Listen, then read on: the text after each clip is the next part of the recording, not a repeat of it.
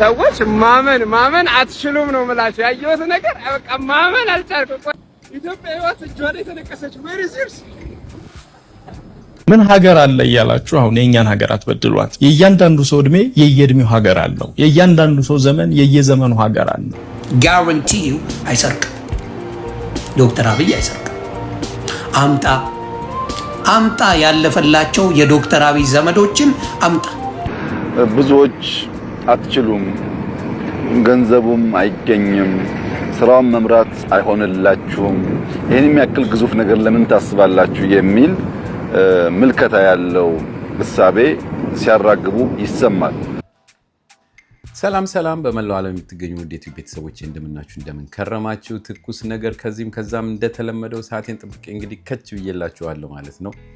ውዴቱ ቤተሰቦች እቺ ነገር ለታሪክ ትቀመጥ በሚል ነው እውነት ልሰራ የፈለኳትና ለራሴ ነው ማለት ትችላላችሁ በእውነት። ምክንያቱም ነገ ደግሞ በዚህ ጉዳይ እናነሳና እናወራበታለን ብዬ ስለማምን ነው። ሰሞኑን እንግዲህ በአየር መንገድ በአዲሱ አየር መንገድ የሚሰራው የስራ ፕሮጀክት ላይ በጣም ብዙ ታሪክ ነው ያየነው ማለት ነው። እውነት ከዚህ በፊት እንደዚህ አይነት ነገር ቻይና ምናምን ውስጥ የተለያዩ አይነት ሀገሮች ላይ ነው ስናይ የነበረው። ኢትዮጵያ ላይ እንደዚህ አይነት ነገር ይታያል ተብሎ ማንም ብዙም አይጠብቅምና ወሬው አለ ሲናፈስ እንሰማለን። ነገር ግን እንደዚህ ክሊር የሆነ እንግዲህ ቪዲዮ አይተን ስለማናቅ አዲስ ነው የሆነብን። በዚህ ምክንያት በጣም ነው የተገረምነው። ሁላችንም እንግዲህ ስናወራው እየከረምን ያለ እንደሆነ እርግጠኛ ነኝ። ያው መቼም አንዳንድ ሌሎች ጉዳዮች ስላሉ ትንሽ አፈን ይችላል። ነገር ግን እውነት በጣም ብዙ ሺህ ህዝብ የሚኖርበት እና ብዙ ሺህ ህዝብ የተሳተፈበት ስራ በመሆኑ እኛም ደግሞ በበኩላችን ይህንን ነገር ማድነቃችንና ማበረታታት እንዲሆን በሚል እየሰራሁት ማለት ነው። ዘና ፈታ ብላችሁ የሰውን ስሜትና እንግዲህ ያለውን ሁኔታ አጠር መጠና አድርጌ ላቀርብላችሁ እወዳለሁ። እሷን ተመልከቱ ላለው መልካም ጊዜ ሆነላችሁ። እስቲ ቀጥታ ወደ ፕሮግራሙ እንግባ። ዋው ይገርማል!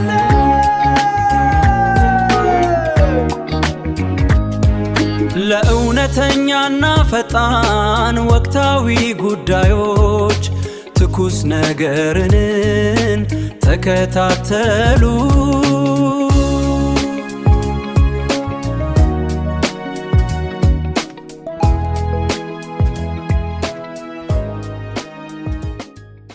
አሁን ያለነው ከአፍሪካ አንደኛ ከዓለም አራተኛ የሆነው ፕሮጀክት ላይ ተጋብዘን ተገኝተናል። እንግዲህ ከኋላ እንደምትመለከቱት የኢትዮጵያና የአፍሪካ ትልቁ አየር መንገድ እየተገነባበት ያለበት ቦታ ነው። ብታዩት ስራ አይደለም የምትሉት፣ ዘመቻ በሉት። ይገርማል። ሰዎች ማመን አትችሉም ነው የምላችሁ። ያየሁት ነገር በቃ ማመን አልቻልኩም። ኢትዮጵያ ህይወት እጇ ላይ ተነቀሰች። ወይስ You are from where? You are from where? France, right? France. Yes. You love Ethiopia, that's why you tattooed it? Ethiopia, you love Ethiopia? Yes. Je t'aime Ethiopia? Yes. Je t'aime Ethiopia. Wow! Thank you so much. Guys, እያያችሁ ነው። ኢትዮጵያ ተነቀሰች። Wow! Oui, je t'aime, Fonse. Merci. Mia, oui, je t'aime, Fonse. Merci beaucoup. Wow! Amazing. I will post it. Thank you so much. Merci beaucoup. እኔ ግራ ገብቶኛል። ወደ ላሊበላ እየሄድኩኝ ነው ጋይስ። ላሊበላ ላሳያችሁ። እነዚህ ሰዎች በጣም በቃ ግራ ገብቶኛል ነው ብላችሁ በጣም አሁን እንግዲህ እዚህን ያህል እንግዲህ ህብረተሰቡ በመላው ዓለም ያለ ህብረተሰብ እንግዲህ በኢትዮጵያ በአሁኑ ሰዓት ባለችበት ሁኔታ በጣም ሰው ደስተኛ ነው። እስከመነቀስ እንግዲህ ደርሷል። ይሄ እንደ እውነት ትንሽ ነገር መታየት ያለበት ነገር እንዳለ ነው ሁላችሁ መረዳት አለባችሁ። በአሁኑ ሰዓት እኛ የራሳችን የውስጣችን እንግዲህ ቁስል ስላለ እሱ እስኪረጋ እንግዲህ አንዳንድ ነገሮች እስኪስተካከሉ ትንሽ ጊዜ ስለሚፈጅ ነው እንጂ በመላው ዓለም እንግዲህ ትልቁ መነጋገሪያ የሆነች እንግዲህ ሀገር እንደሆነች ሁላችንም እናውቀዋለን። ይሄንን ደግሞ መካድም ሆነ እንዲሁ ደባብሶ ማለፍ የሚገባ አይመስለኝም። ምክንያቱም በህይወታችን ውስጥ እንግዲህ ብዙ ነገር ያሳለፍን ሰዎች ብዙዎች ነን ብዬ አምናለሁ። በድርቁ ጊዜ ምን ያህል እያፈርን መንገድ ላይ እንኳን ኢትዮጵያዊ ለማለት እስክናፍርና እውነት ኢትዮጵያዊነታችንን እንኳን እያወቅን ሶማሌ ስንባል ኢግኖር እያደረግን ዝም ብለን የምንሄድበት ዘመን ነበር። ሶማሌ ከኢትዮጵያ ተሽሎ ማለት ነው። እና አሁን እንደነዚህ አይነት ነገሮች ማየት በጣም ደስ ስለሚል ነው ያቀረብኩላችሁ። እስቲ ደግሞ ወደሚቀጥለውና በጣም ስለተገረሙት ጉዳዮች የሚያወሩትን ላሰማችሁ።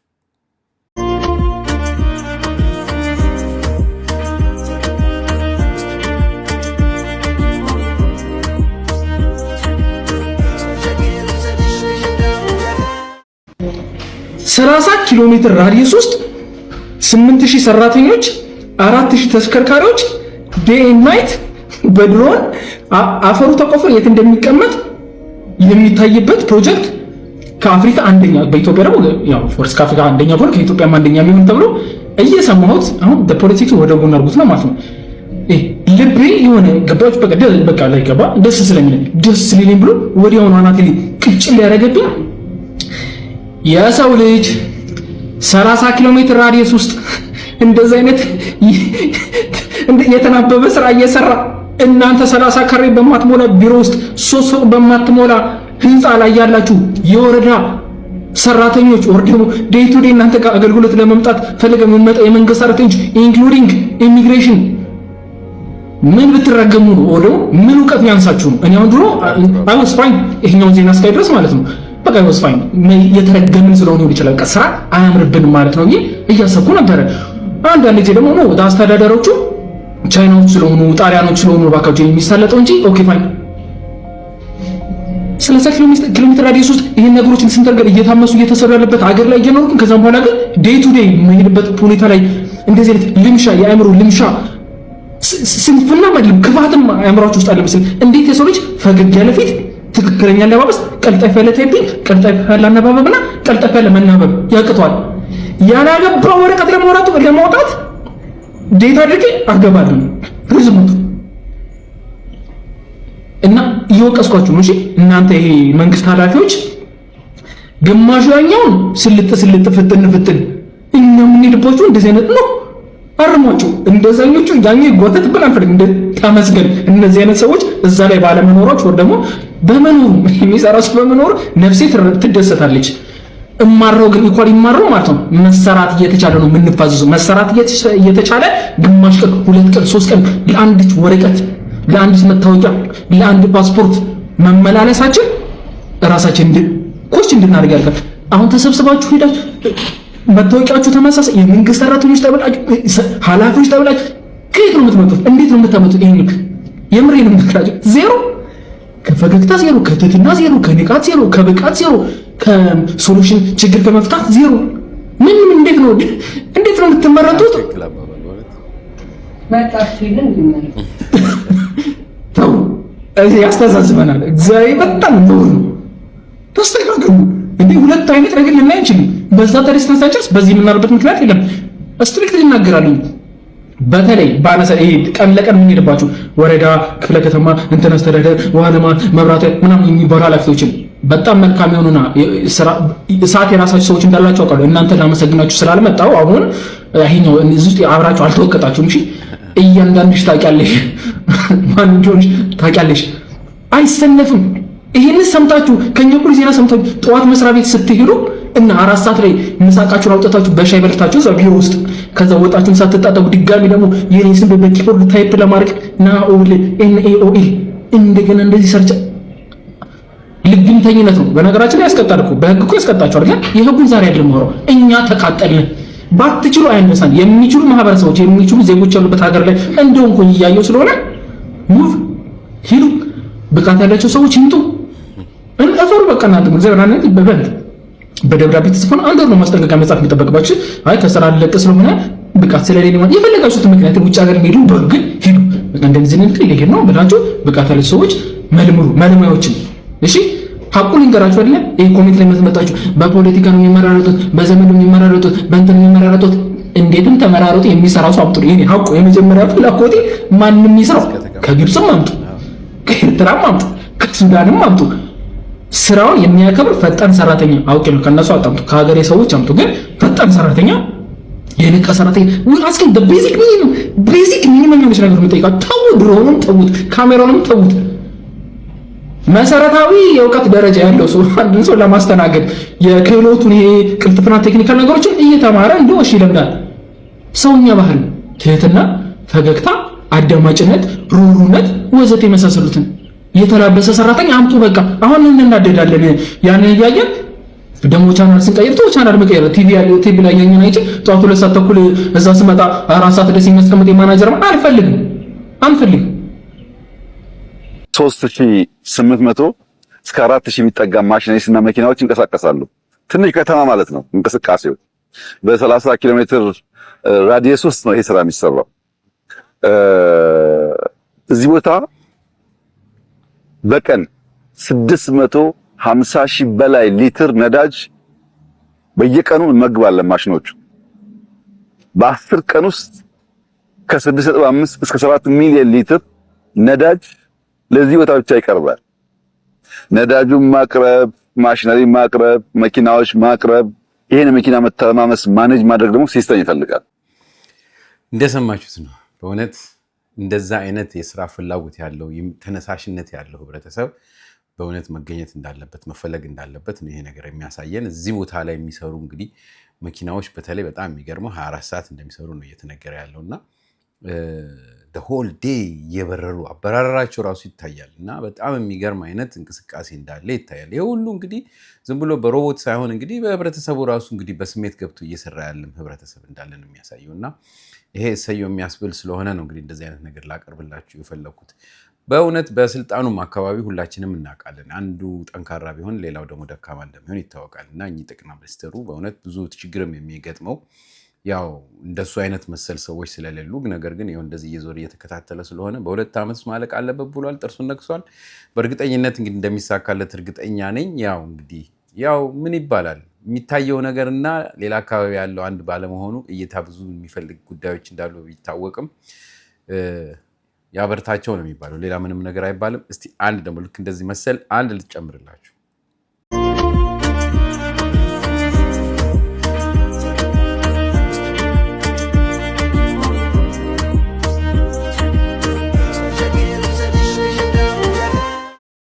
ጠቅላይ ሚኒስትሩ የቢሾፍቱ አየር ማረፊያን ሲጎበኙ አየው።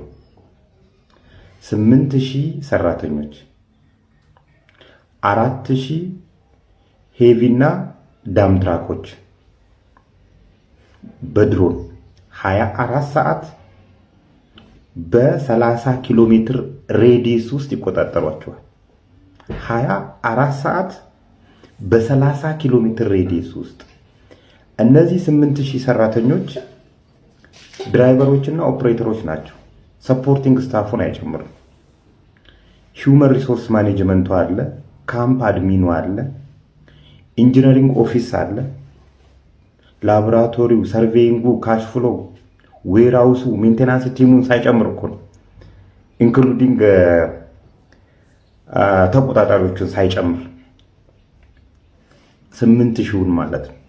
እንግዲህ ሀገራችን ላይ 18 ሚኒስትሪ መስሪያ ቤቶች አሉ፣ ክልሎች አሉ፣ ከተማ አስተዳደሮች፣ ዞኖች፣ ቀበሌዎች፣ የተለያዩ ደግሞ ሴክተሮች አሉ፣ የኮንስትራክሽን ሴክተሮች።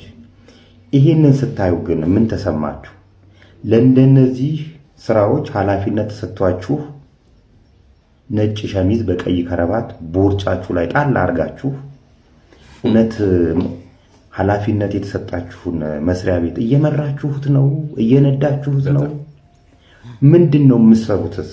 ፕሮግራማችሁ ምንድነው? ምን ላይ ለመድረስ ነው እየሰራችሁ ያላችሁት? እየሰራችሁ ከሆነ ፕሮግራማችሁ ላይ ለመድረስስ ምን ያህል ምቹ መደላድሎችን ፈጥራችኋል? እስቲ ራሳችሁን ጠይቁ። እኛስ የመንግስት ሰራተኞች የምንባለው ባስተጋፍተን እንሳፈራለን፣ ቢሮ እንደርሳለን። ምን ሰራን? ምን ሰርተን ነው ማታ 11 ተኩል የምንለያየው? በጣም ካገለገልናቸው ሰዎች መካከል እግዚአብሔር ይስጥልን፣ ጥሩ ስራን የሰራሽው አመሰግናለሁ ያለን ከስተመር ምን ያህል ነው? ምን ያህል ስራ ሰር ወይስ ደርሰን ለመሄድ ነው? እውነት ብዙ ያስተዛዝበናል። በተለይ በኮንስትራክሽን ሴክተሩ ላይ ያላችሁ እንደ ኢኮስኮ ያለ ኢትዮጵያን ኮንስትራክሽን ወርከርስ ኮርፖሬሽን ኢኮስኮ፣ ስሙን ስጠራው ራሱ አፌ ላይ ይኮሰኩሰኛል።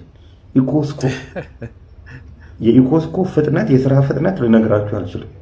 በስማ ለምሳሌ የትንዳሆ ስኳር ፋብሪካ አለና የትንዳሆ መስኖ ልማት ፕሮጀክት የ3 ዓመት ፕሮጀክት ነው። 13 ዓመት ፈጀ። የርብ መስኖ ልማት ፕሮጀክት የ3 ዓመት ፕሮጀክት ነው። 11 ዓመት ፈጀ። እሱም አላለቀም ሲጀምር።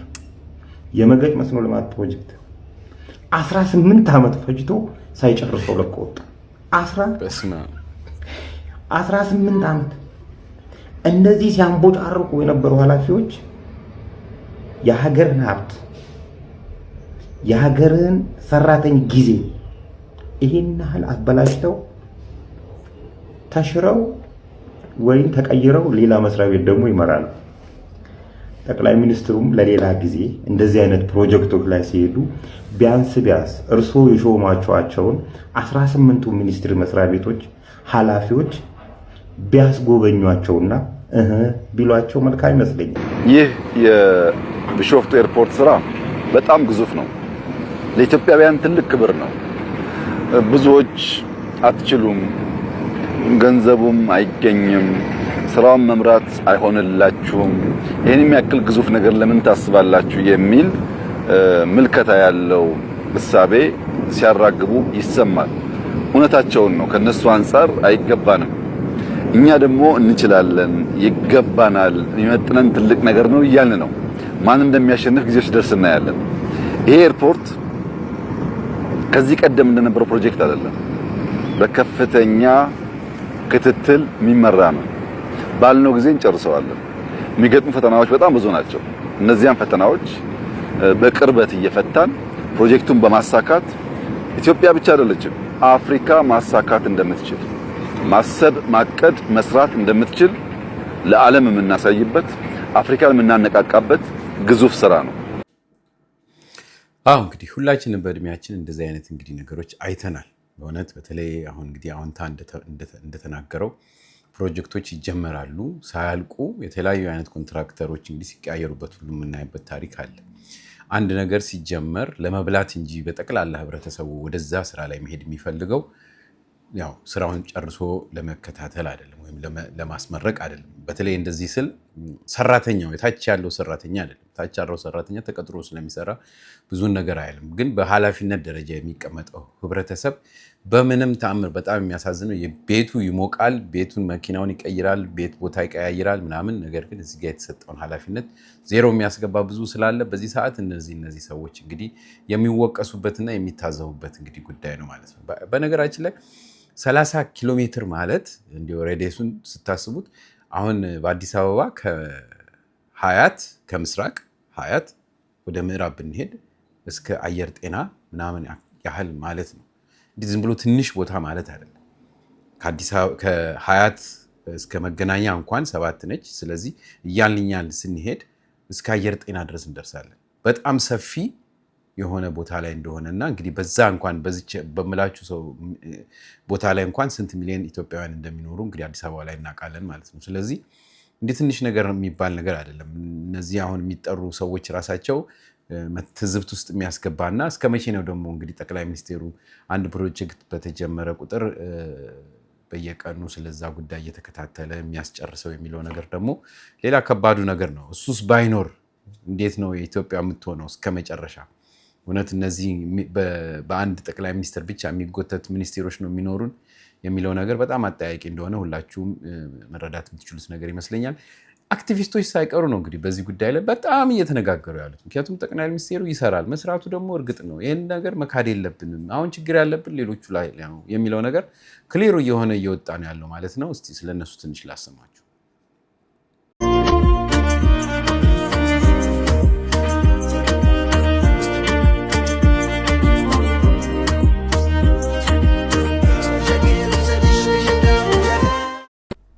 ከነ ትራምፕ ጋር ቁጭ ብሎ እኮ በዓለም ፖለቲካ ላይ መወሰን የሚችል ሰው እኮ ነው። ለምን የሰላም ኖቤል ተሸላሚ ለመጀመሪያ ጊዜ በአፍሪካ ውስጥ አብይ እኮ ነው።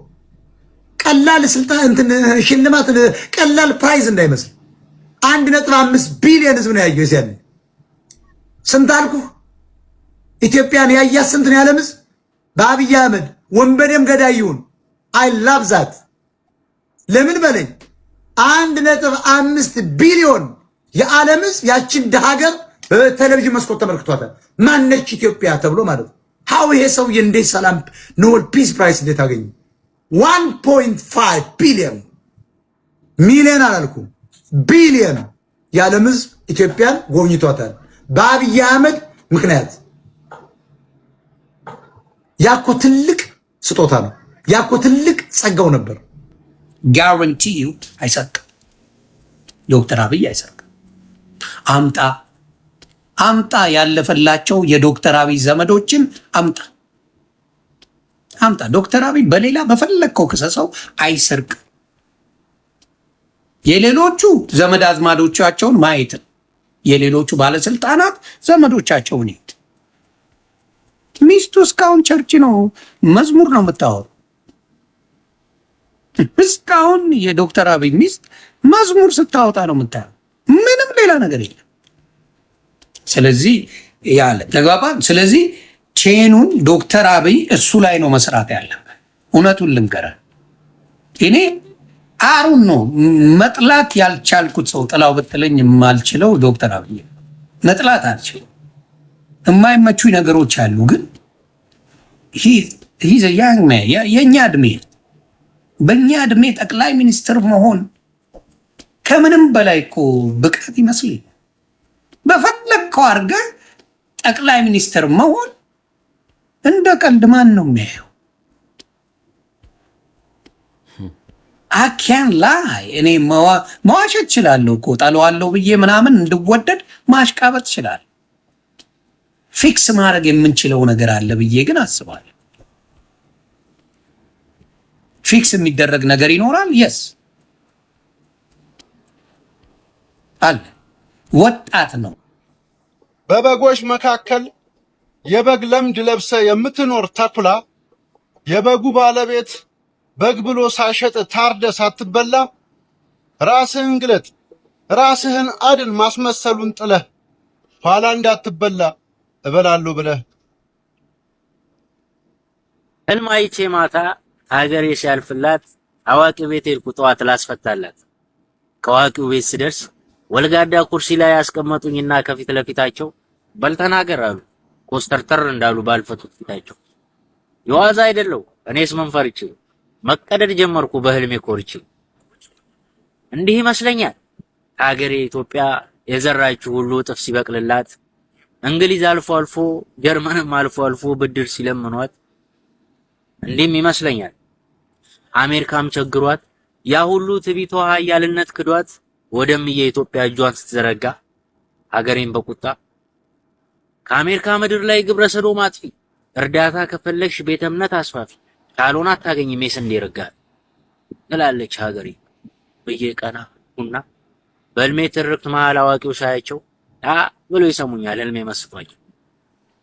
እኔም ቀጠልኩና እንዲህም ይመስለኛል ሀገሬ ኢትዮጵያ በድንጋይ ላይ ድንጋይ በቄንጥ ገንብታ የሚለሰልሱ ረጃጅም መንገዶች፣ የሚተቃቀፉ ሰማይ ጠቀስ ፎቆች፣ ያ ግድቧም አልቆ በአባይ ወንዙ አሰስር ባቡር አሳልፋ ድንበር ልታሰፋ ሱዳንን ስትገፋ፣ እንዲህም ይመስለኛል ሀገሬ ኢትዮጵያ ለዛች ምስኪን ቻይና ምስረኛ ስትልቅ መንገድ ልትሰራ።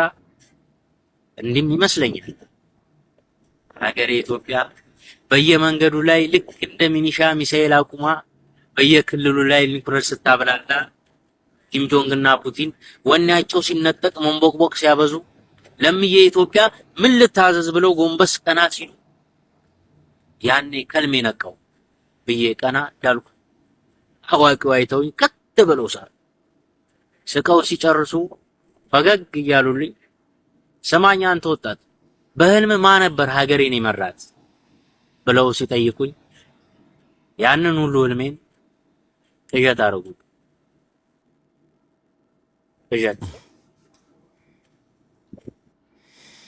እንግዲህ ውድ ዩቲዩብ ቤተሰቦቼ እናመሰግናለን ለገጣሚዎቻችን። በተረፈ ያው በተለያየ አይነት መንገድ ነው እንግዲህ ነገሮች የሚተረጎሙትና ለማንኛውም እንግዲህ ለዚች ለምንወዳት አንዲት ለሆነች ሀገራችን ሁላችንም በተቻለ መጠን ሰላሟን እንዲበዛልን የራሳችንን ጥረት ማድረግ አለብን ብዬ አምናለሁ። ለዚህ ነው እንደነዚህ አይነት ነገሮች አንዳንዴ እንግዲህ ማቀርብላችሁ ማለት ነው።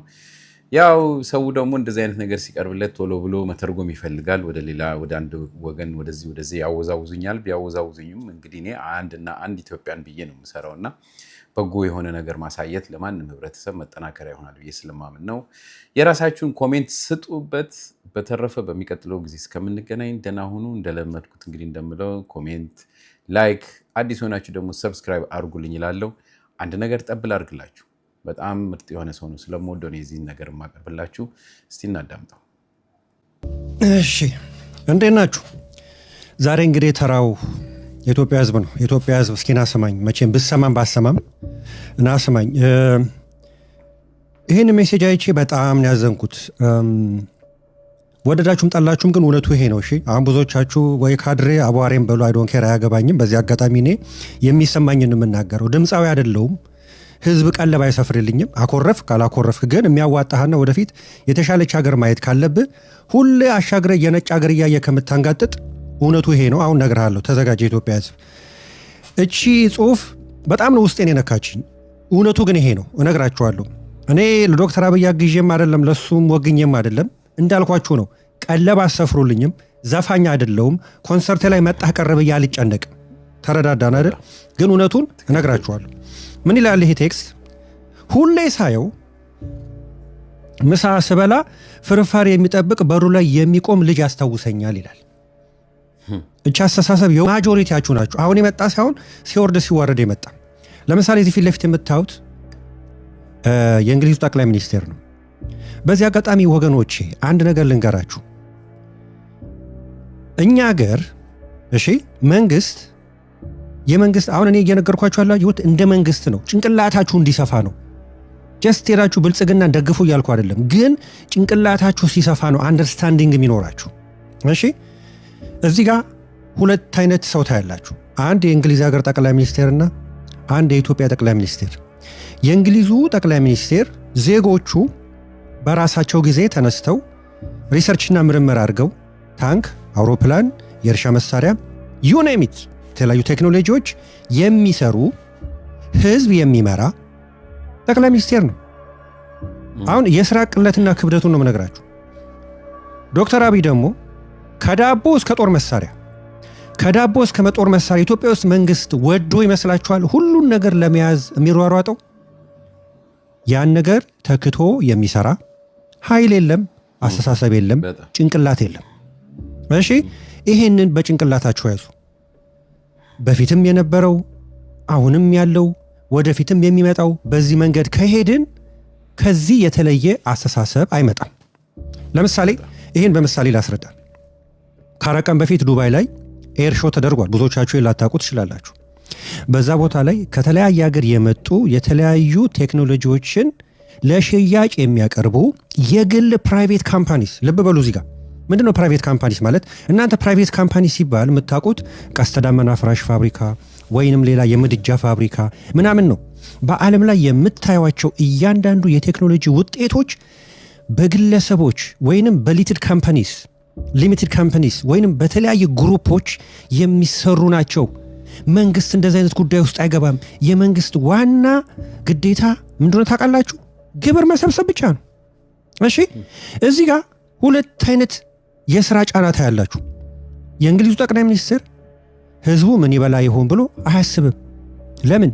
ኦልሬዲ ስራ ጀምሮ የሚሰሩ የሚጨነቁ ዳቦ እንዴት እንደሚባዛ ዳቦ እንዴት እንደሚጋገር ጦር መሳሪያ እንዴት እንደሚሰራ የሚያውቁ የግል ካምፓኒዎች ያሉበት ሀገር ነው። የእሱ ዓላማ ይህን ጦር መሳሪያ ለከሌ እንዳሸጥ ይህን መሳሪያ ግን ለከሌ ሽጥ ብሎ ሬጉሌሽን ማውጣት ነው የእነሱ ዓላማ። መንግስት በምንም ጉዳይ አይገባም። ሌላ ጉዳይ ሪሰርቹን በሉት ዴቨሎፕን በሉት በተለያዩ ጉዳዮች ላይ ግን ህዝቡ ሪሰርቹን ቀጥሯል። ጠቅላይ ሚኒስትሩ ህግ ያወጣል። ለከሌ ሀገር ይህን መሳሪያ ሽጥ ለዚያ ትሽጥ ብቻ ነው የሚለው። መሳሪያውን ግን በባለቤትነት እዚህ ጋር የምታዩቸው በአብዛኛው መሳሪያዎች የሚሰሩት የግል ካምፓኒዎች ናቸው። ወደኛ ሀገር እንምጣ። ዳቦ ቢሰራ በመንግስት ኤፈርት ነው።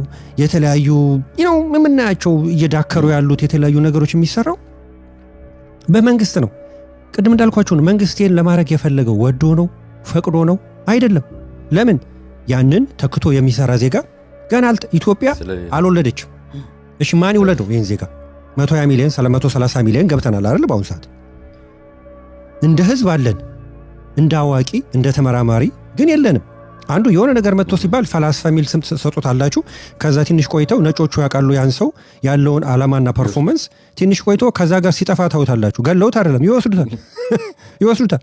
ኢትዮጵያ ውስጥ በሆነ አጋጣሚ የሆነ ነገር ሲሰራ ሲፈላሰፍ የምታዩዋቸው ልጆች አንዴ ኢቲቪ ላይ ይመጣሉ፣ በዛው ይጠፋሉ። ሞቶ ይመስላችኋል? ኖ ይወጣሉ፣ ወደ ውጭ ይወስዷቸዋል። ያ ነው አሁን ሊቀየር እየተፈለገ ያለው እዛው በሀገራቸው። በነገራችን ላይ ባናሳችሁ ፈንዱ ሐቁ ግን ስለሆነ ነው። በአሁን ሰዓት ኢትዮጵያ ውስጥ አሁን ያለው አስተዳደር ልበላችሁ እኔ መቼም ሁሉንም እዛ ውስጥ ያለ ለኢትዮጵያ እኩል ይለፋል ብዬ አላምንም። ይሄን ግልጽ ላደርግላችሁ ይገባል። ግን ዶክተር አብይ ከዚህ በኋላ በአስተሳሰብ ደረጃ የሚያገባው 10 ዓመትና 12 ዓመት ለሆናቸው ወጣቶች ነው። በፊት አልነበርም። እሱ ኦልሬዲ ተንጋደን የተፈጠርከው ኢህአዲግ አንጋዶ ነው የፈጠረ። አጠገቡ ለምሳሌ አንዳንድ የውጭ ሀገራት አይዶን ኢትዮጵያ ማለት ችግኝ ሲተከል አጠገቡ ይደረጋል፣ ቀጥ ያለ መሰሶ ይደረግና ችግኙ እዛ ላይ ያስሩታል። ለምን? ተንጋዶ እንዳያድግ። ኦልሬዲ ያለ መሰሶ ነው ያደግከው። ይሄንን አውቀን ተማምነን ወደፊት ነው መሄድ ያለብን ወይስ ቁጭ ብሎ ሮሮ እንዴ? እስኪ ተመልከቱ። እስኪ ኢትዮጵያ ውስጥ የትኛው ፕራይቬት ካምፓኒስ ነው በዓለም ደረጃ የሚሸጥ ነገር የሚያመርት ካምፓኒስ ታውቃላችሁ? የለም ስላችሁ ምንድነው አብዛኛው ነገር መጮቹ መተው አሰልጥነውን በዚህ መንገድ ነው። ከሴራሚክ አቅም እንኳን ደረጃ አውጥታችሁለት የውጭው ይሻላል የሀገር ውስጥ አይሆንም ትላላችሁ እንዴ? የሀገር ውስጡን እኮ ራሱ የሰራው እኮ የውጭ ያለ ሰው ነው። ስለዚህ ችግር ያለው እኛ ጋር ነው ማለት ነው። ምክንያቱም ወደድክም ጠላም ሴራሚክ የሚያመርተውን መሳሪያ ራሱ መሳሪያው ሲመጣ ከውጭ ነው የመጣው አይደል እንዴ? ቴክኒካሊ ያንን መሳሪያ በትክክል አትጠቀምበትም ማለት ነው። ዞሮ ጉዳዩ ይመጣው ወደ አንተ ነው። እኔ በጣም እኮ ነው የምታዘባችሁ። እውነቴን ነው። አሁን እዛ ወደ 22 አካባቢ ሲሄድ ይሄኛው ሴራሚክ ይሻላል የውጭው ነው ይሄ የሀገሩ አይገጥምም ይላል። ይሄ የሀገር ውስጥ እንዳይገጥም አድርገህ ለምን ሰራው? ሲጀምር መጀመሪያ ነገርኩህ እኮ ሀገር ውስጥ የምትለው ራሱ ማሽኑ የመጣው እኮ ከውጭ ነው። ስለዚህ ኦፕሬት ስታደርገው ችግር አለብህ ማለት ነው። ወደ ውስጥ ተመልከት አዳሚ። እኔ በእውነት ነው የምላችሁ ትዕግስቴ ያለቀ ነው ማለት ከዚህ በኋላ እንዲገባችሁ ነው። እኔ ቁጭ ብዬ ወይ የህዝቡን ሌላ ነገር የማለት ዓላማ ኖሮኝ አይደለም። ግን ከእንቅልፋችን እንንቃ። ዋው ይገርማል!